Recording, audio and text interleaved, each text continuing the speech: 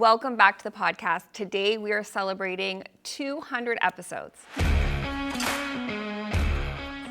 Over the years, I've interviewed experts, coached thousands of women, and have the privilege of working alongside some of the most incredible athletes featured in Strong Fitness magazine. And here's what stands out more than anything. So many of the women gracing those covers, women who look absolutely strong, lean, and powerful, are well into their 40s. And they're not surviving on 1,200 calories. They're not living on cardio, and they're not chasing sweat.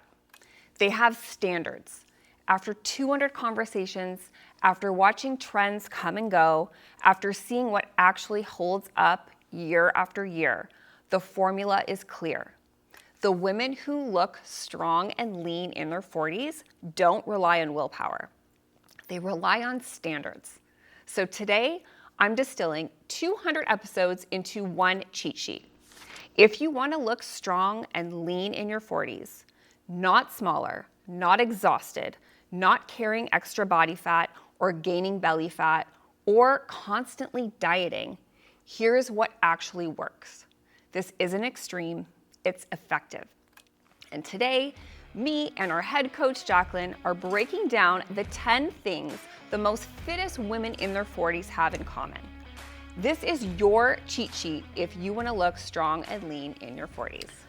Welcome back to the podcast, Jack. I'm so excited to have you today because we are celebrating 200 episodes and 10 years of you being a Strong Girls coach. So I am really pumped to have you on. Yeah, I'm excited to be here. Congrats on 200 episodes. Thank you. How many episodes have you been on? Probably like 7 or 8 At now. least, yeah. I was thinking close to 10, but it's probably, between 5 and 10. It's fun.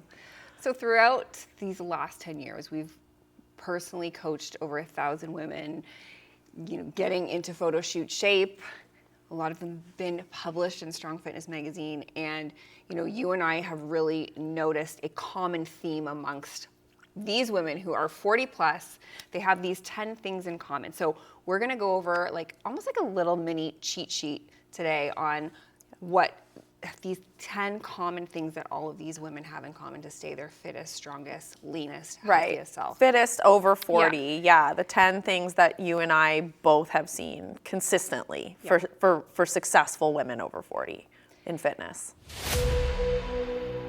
They train to build muscle, not burn calories. This one's a big one, and I feel like when women understand this, a light bulb goes off and it's they're almost consistent. It's almost like they have to experience it first, though. Yeah. They have to experience the increase in energy, the increase in strength. They have to experience how good it can feel with that approach to training, and then they also have to see the results that can come from it because it's not just the mindset, right? It's like the aesthetic results come from that, but it's the mindset and the approach to building muscle. Yeah. That's the difference. Yeah, and I feel like when women are in their 40s, your body changes, right? Yeah. Your body changes, and especially if you didn't do the work in your 20s and your 30s to build the muscle, to build that insurance policy, your body shape starts to change. And so that's often the first thing that we hear when women are coming in. It's like, oh my God, all of a sudden I have belly fat and my body is the shape is completely changing and 100%. I don't know what's happening. Yeah, it's almost like you can get away with it in your 20s and even 30s. You know what I mean? You almost can kind of outrun, so to speak, that weight gain, but it becomes very obvious as we get into our 40s who has built that metabolic base, right? Yeah. Who has built that muscle and structure and physique because it comes out in our 40s, right? It's our metabolic insurance. 100%. These women who are the fittest in their 40s and their 50s and beyond, it's because they're building muscle and they're not always chasing that diet, the 1,200 calorie diet. They're eating more food. They're able to enjoy more life. They're able to be flexible with their nutrition. Yeah, and specifically not chasing the calorie burn, right? That's the big thing and again, something you might be able to get away with to stay skinny, in your younger years. You can't get away with that. We do not have the energy, time, hormones to get away with trying to outrun or burn off calories to stay lean. It just doesn't work. And number two, I'm gonna go to number two. Yeah. The second thing that these women all have in common is they chase strength, not sweat. And we actually just chatted a little bit about this today. Jaclyn did her lift session here at the studio with a few of our strong girls, and sweat really isn't a metric of progression. None at all. None at all in terms of getting lean and staying lean. And we see this with our women who are successful in their 40s and beyond. It's gaining that strength and not, you just can't, the sweat, the burn, the cardio, that chase of trying to burn off the calories, trying to sweat out the calories, it's a losing game. It's a losing game. We see that in the women who are the most successful, not just physically, but mentally. The women who are happiest, right? Not just fittest, but also happy with their fitness. They are chasing that strength, right? So I think that's a huge, the sweat is not a good indicator of progress. No. And we often see like a lot of women coming into the Strong Girls, they've been doing the boot camps, they've been doing the spin classes, and like they're getting a sweat. A lot of sweat. Let's be honest, most of the women who come to us already are doing something. Yes. Most of them are They're doing active. classes, they're active. Yeah. It's not like they're coming from doing nothing. Yeah. They're doing something, and usually that something is resulting in a lot of sweat, a lot of heavy breathing maybe, what might feel like a lot of effort, but it's not a lot of return. Yeah. So, Yeah. And this brings me to number three. They follow a program. They're not just, it's not just random workouts from, the spin we class, can't just put things together on our own and piece whatever we find online. Movement is great. Like if you don't regularly move, start there, right? Yes. That's a good underlying, I always say that in anytime I talk or post or write anything. Yeah. That's the underlying thing. Any type of movement is good. Okay, this isn't to like shame or like, take away from anyone, any kind of movement that you enjoy, right? If someone enjoys a type of movement, that's awesome. More power to them, go enjoy that. But if you have specific aesthetic goals and specific fitness goals, we have set strategies and systems for getting people to those goals in the most expeditious way, right? And that's not piecing things together. That's following a set, strict, customized program with progressive overload and paying attention to weights and tempo, tracking progress week to week. That is what women who are successful do. Yes. Again, and I hate to say it, but because we're talking to our ladies over 40, you might be able to get away with piecing together these little classes in your 20s, right? And even 30s. You can, do this and that here and there. At a certain point, though, you are going to need to make sure you're building muscle. And the best way to do that is to follow a set hypertrophy program. Yeah. With progression, progressive with phases, and the periodization and progressions, and following what we know works for strength and conditioning and hypertrophy programming. Yeah. The fourth thing that these women all have in common are they lift heavy. Yeah. So let's talk about that. I mean, heavy is also relative 100%. for each person. Individual.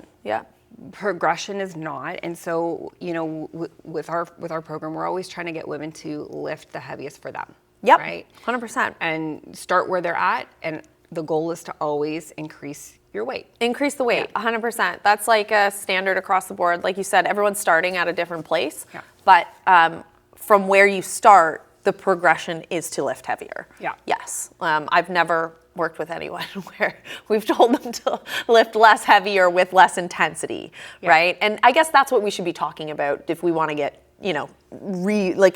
scientific. It's more about the intensity than the weight, right? And we talk about, the benefits for bone density and hypertrophy, strength, all this stuff for longevity.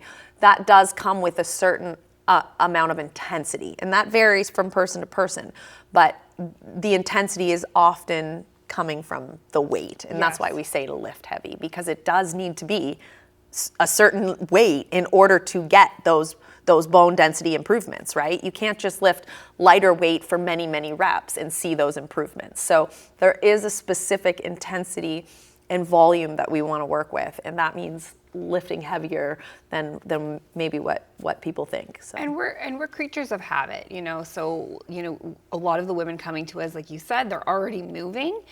But what we found is a lot of these women are just like, they're kind of stuck on the same weight. Yes. They're doing a shoulder press 10 pounds, and it's I been use years. the 15s. That's what, right? Like, I use the 15s, but they say that like it's always, right? It's always the 15s because it is. They go into the gym and they do their upper body workout and they know they use the 15s for whatever exercise. And so they're going to that same weight, or they're doing a class, right? And they know they use whatever weight for that exercise for that class, but that's not applying the progressive overload.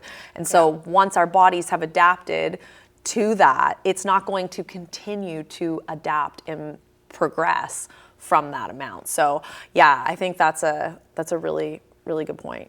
And sometimes you have to be around fellow women doing the same thing so you can actually see what's possible.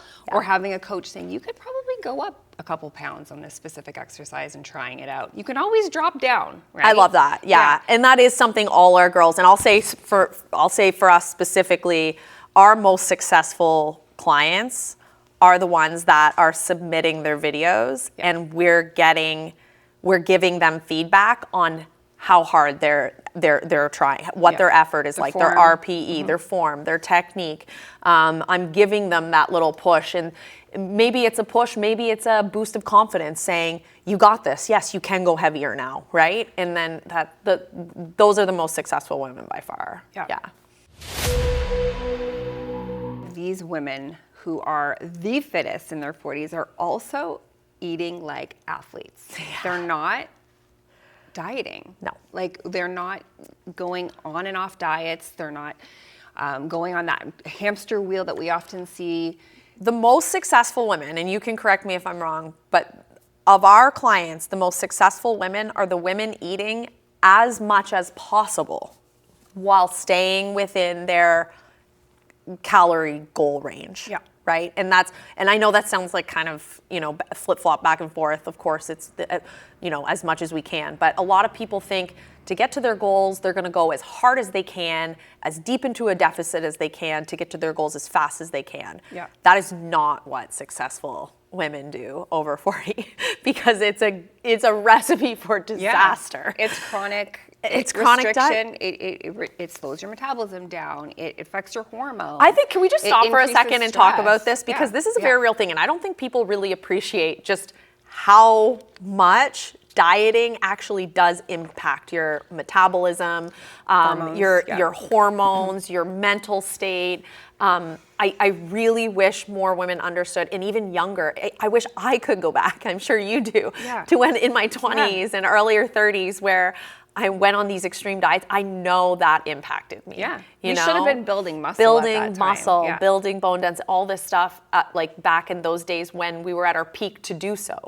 And so I think even like now more than ever, I'm very cognizant and careful when I do go into a deficit that it's for a short period of time. You want to get in and out of that phase as quick as possible. It's too deep. I know you're the exact same way, right? We eat to maintain year round, and then when we want to lean out, it's a shortcut, quick, fast and dirty, and out of there as quick as we can. So I think that's I just want to stress how much that can impact us. So we don't want to be deep in a deficit. We want to find the threshold and eat just under that. And the great thing about building more lean muscle mass is you can eventually have more food, you can have more freedom. You don't actually ever have to go cutting calories again if you don't want to. And this is what all these women have in common. The fittest women that come in here to come into Strong to shoot their workouts, to be on the cover of the fitness magazines, they're walking around fit 365 days out of the year. 100%. And that's how we want to help our clients. We want them in and out of that fat loss phase as quick as humanly possible so we can start raising calories to start to set that new set point for their Right, calories to and increase 100%. Yeah, as much as possible. Number 6, they hit non-negotiable protein targets. Yes, daily protein. Daily protein, and we go by whatever your weight is, at least 1 gram of protein per pound of body weight. Yeah, right? yeah. Even on the extreme end, the lowest we would go would be 0.8 per pound of body weight. And I honestly, Or targeted weight. Your targeted weight, yeah. So if you're on, on one of the end ranges there, the equation is, there's some wiggle room, but generally speaking, we're hitting, good. I don't want to give ranges because everyone's different, right? It's totally dependent on your body weight, but we're getting our protein amounts in. And this is what women over 40 need to do, because muscle is the metabolic powerhouse. Yeah. And protein is the literal building blocks of that muscle. So we see, without a doubt, the most successful women are getting that protein in every day, consistently. And whether that's by measuring and tracking and actually counting everything, or they've been doing it long enough that they can hit that protein goal intuitively, and they know they are because they have the biofeedback to prove it, they're getting that protein in. So we're not saying everyone has to count macros necessarily. Although I feel like it's a really important phase to go through for everybody. It's a tool. Yeah, yes. It's a tool. Yeah, we use that as for our clients, understanding macros at least. Yeah. You don't have to count them. No. You have to understand them. You have to understand them and maybe do a little bit of measuring just to see what your plate should actually look like. And what, a lot of the women coming into Strong Girls, they had no idea that that's what 100 grams of protein looks like. This 30, is what 30 grams of protein on your plate. Right? Most people don't unless you do that, and that's why we have our audit period, right? Yeah. When our girls come in, if they're brand new and have never measured anything in their life. Even I'm 13 years into this, and I'm still learning new foods, right? Learning the macro breakdown and macro makeup of different foods. So it's a never-ending process, and I think it's a really important step in understanding your food and nutrition better. So absolutely, building meals around protein and then also paying attention to how you feel on more protein, because most women are under eating protein, and therefore they are experiencing low energy, energy, bad sleep, not as much strength. It's amazing. That's what everyone says after, the women that are eating enough they're finally feeling full. Yeah. They're having the energy they want. They have the strength in the gym. They're recovering better. They're not as sore, right? Yep. Like it's crazy what just hitting your protein goals will do. Yeah. I'll go to the next one here. It's not fearing carbs.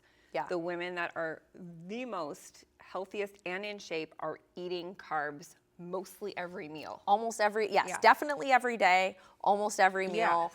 And I mean, we can go into the science of all of it, but at the end of the day, if protein are the building blocks for our muscles, then the carbohydrates are the workers putting the building blocks in place, right? That's what is helping us with our building up our muscles. And like you said, it's the fuel for actually doing the work to you're not going to get stronger muscle. if you're not eating carbs. No. So you may a little bit, but it is very difficult to continue to get stronger and progress to have the energy to go and work out. Like the difference, all you have to do is try it for a couple days.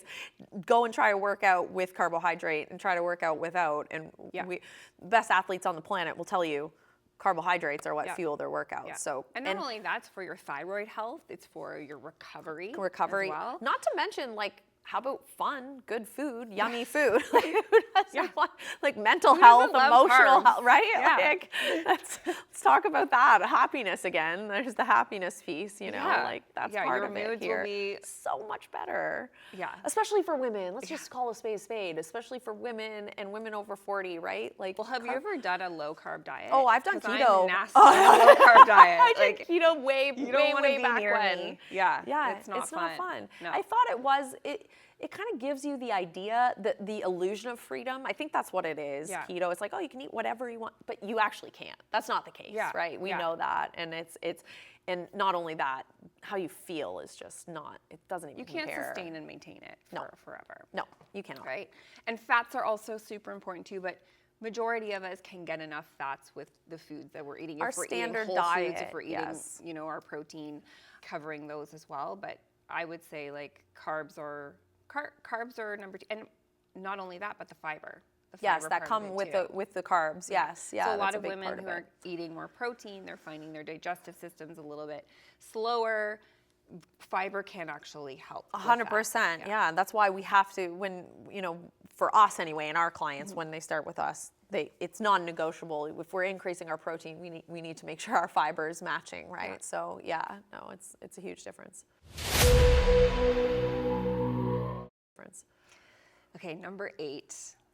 And this is so important. And I noticed this when I turned 40, how important sleep is. Like before I could, have nights where, I would, you just came on a flight at 3 a.m. I'm like, oh my God, I could never, ever do that now.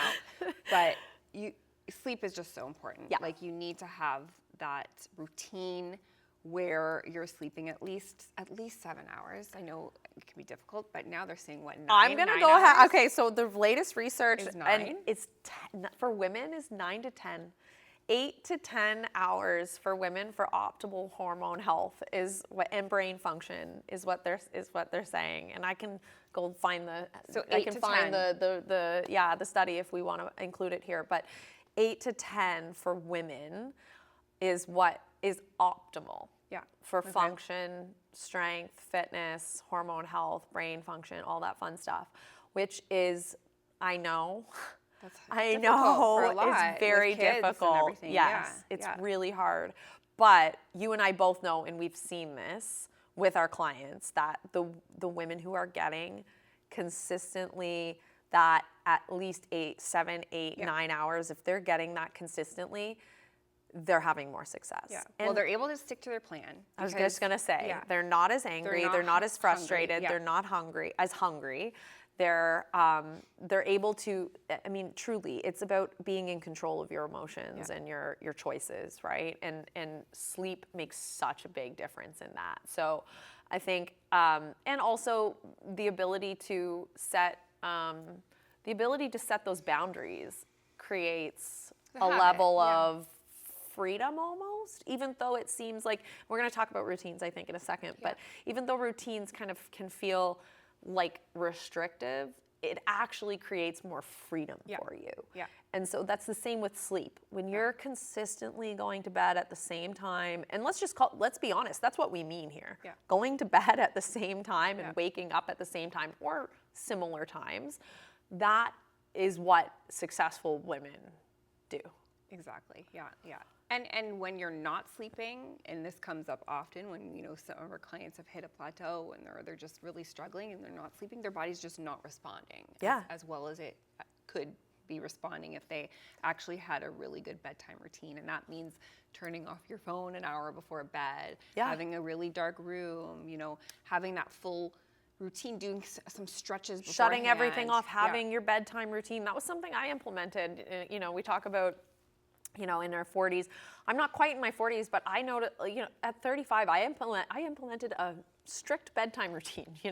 It's you go up, you get your shower, your bath, you wash your face, you do your little nighttime. It calms you down. It creates that new, the peace. You're shutting everything down. I think for me, it has made a huge difference, and I know for our girls. And I know for you too, right? It creates just a level of peace and quiet that gets you ready to have a peaceful sleep too, right? So do you get 9 hours? Oh yeah. You do? I'm jealous. I'm jealous. Vince, my husband, always makes fun of me. I'm the last person that comes down the stairs, and I say, "Well, I need my sleep." Yeah. But I get just under 8, so I got. That's good. Yeah. No, Keith and I both get. We do, thankfully. No kids, guys, no kids. So there's a big Two doggies. There's a big probably difference. Like sleeping with you guys. Oh yeah, we chose the breed specifically to match our lazy sleep dog. routines. Yeah.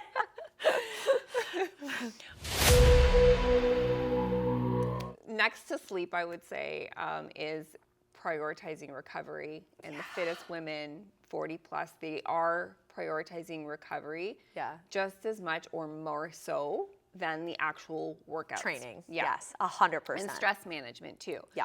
So, like things like hydration, making sure you're hydrated, stress regulation, mobility. Mobility. Yeah, you have that in everybody's program, mobility and for women over 40, it's really non-negotiable to be taking care of your recovery as much as your training because the recovery is where the magic happens. Yeah. That is where the change and adaptation actually happens.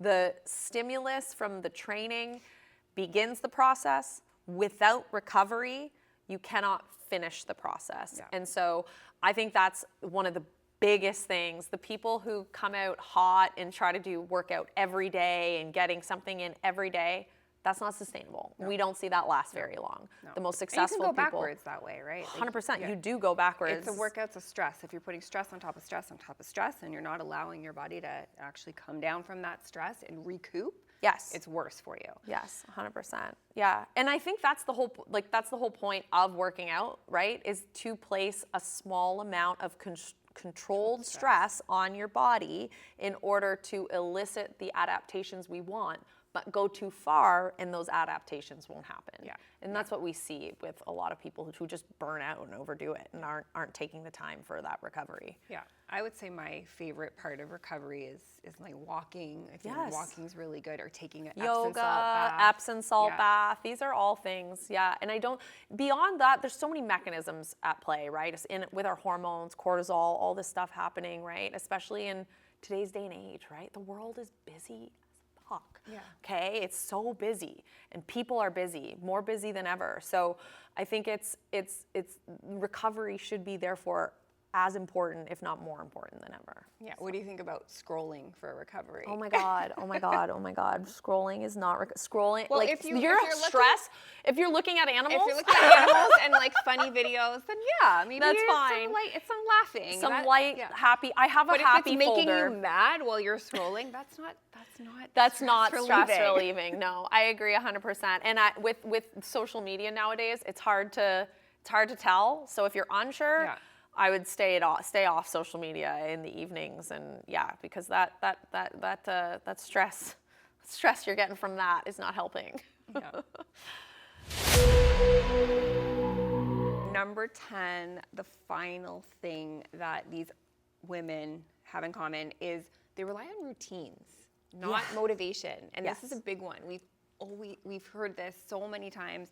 Somebody coming in to Strong Girls, they're so excited to start. They're so motivated for the first 2, 3, 4 weeks. And then it kind of dwindles. And that's normal. It's human nature. Your motivation's going to come and go. You can't rely on it. You really can't. Motivation is one of the most fickle feelings in the world. It's because it really does come and go. Yeah. And you know me, I'm like way up and way down. Like throughout the day even. Throughout the day, throughout minute to minute, right?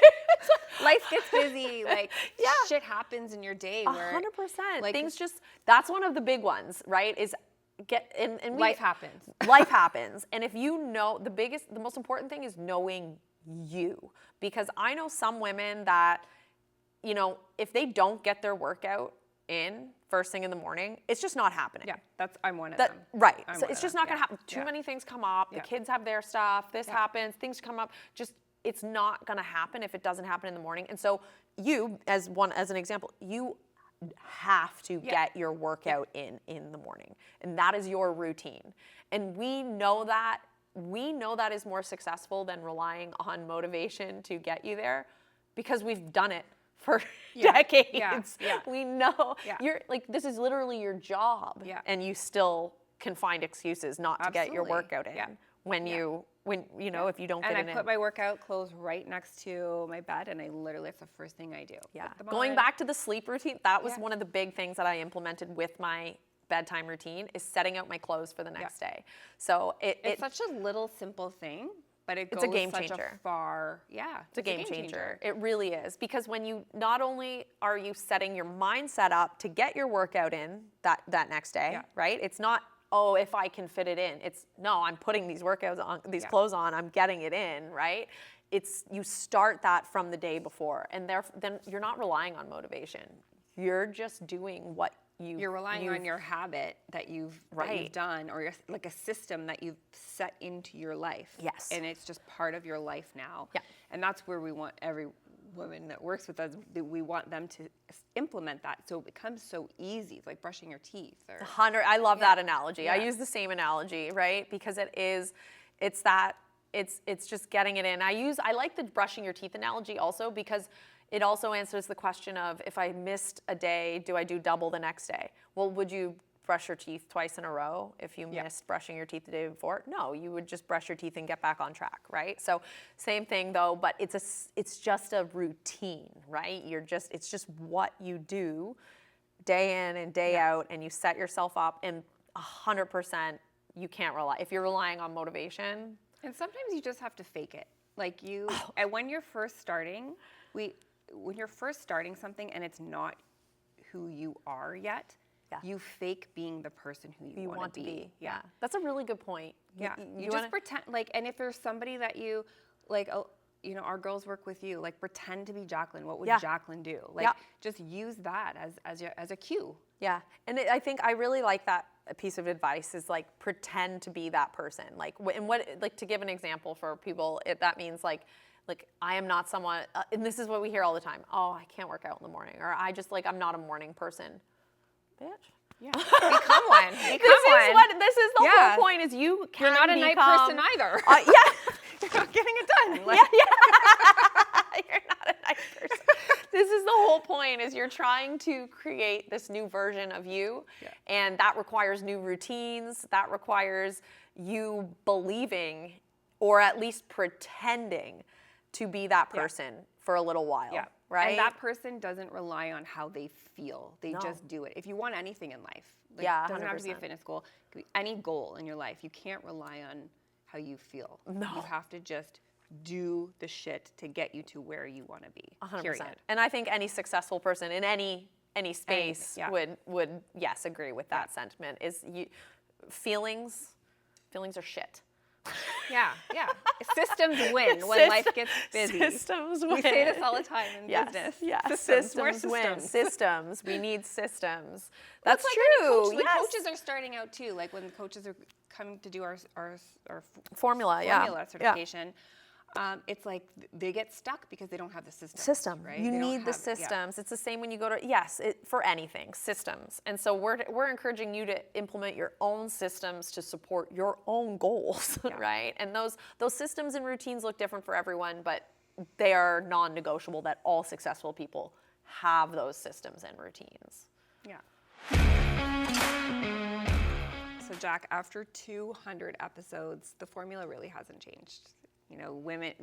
Fittest women after 40, going through our program, showing up for covers of Strong Fitness magazine or inside the magazine, they have these 10 things in common. Yeah. And they also prioritize strength in all aspects of their lives. What does the word strong mean to you, Jack? Yeah, I love getting asked this question, but I think you kind of just answered it, referring to all of these 10 tenets of successful women over 40 in fitness. They prioritize strength, but it's this amazing combination of using that strength to do whatever the fuck they want with that strength. And that is what the key thing is. It's not just about getting strong and getting into the best shape of their life. It's like they do that, and then what else can I do? Mm-hmm. It's this incredible freedom, and that is what strength means to me. It's the freedom to do whatever you want. I love that, and I could not agree more. We've seen girls just start off with lifting weights. Then they end up doing a photo shoot. They end up in Strong Fitness magazine. They end up We're getting doing certified. Yeah. They end up becoming coaches themselves. They end up Yeah. leaving their careers, Yeah. opening gyms, Yeah, prepping for literally. high rocks, prepping, right? We see women go after crazy big goals just by starting to build up their strength and muscle over trying to make themselves smaller and burn themselves out, right? That one little shift can completely change the trajectory of your life. Yeah, building standards and sticking to them and continuing to build and stop shrinking yourself. And I think over the last 200 episodes, we've done a good job. You've done a really good job well, of you too. highlighting these women, and I think I wish you another 200 successful episodes. I can't wait to see who else you bring on. It's going to be fun. And I can't wait for you to be a part of more. Thank you so much, Jack. Thanks, Jenny.